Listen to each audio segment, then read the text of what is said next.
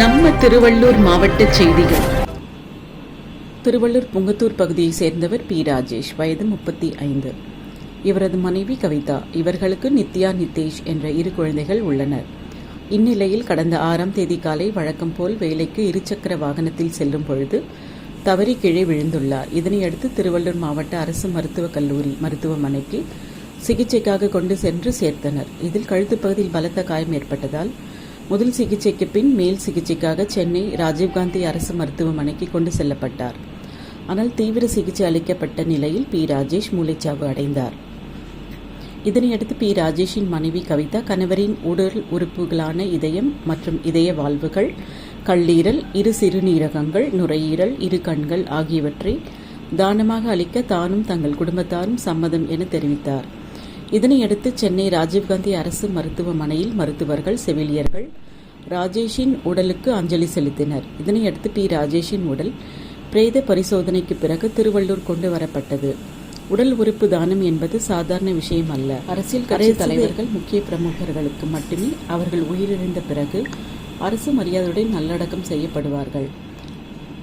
ஆனால் இந்தியாவிலேயே தமிழ்நாட்டில் மட்டுமே இந்த உடல் உறுப்பு தானம் செய்பவர்களுக்கு அரசு மரியாதையுடன் அடக்கம் செய்ய தமிழ்நாடு அரசு அறிவித்திருக்கிறது. அதன்படி திருவள்ளூரில் புங்கத்தூரில் உடல் உறுப்பு தானம் செய்த தொழிலாளியின் உடலுக்கு இன்று மாவட்ட கலெக்டர் த. பிரபுசங்கர் அரசு மரியாதை செய்த பின் உடல் நல்லடக்கம் செய்யப்படும் என மாவட்ட நிர்வாகம் சார்பில் தெரிவித்தனர்.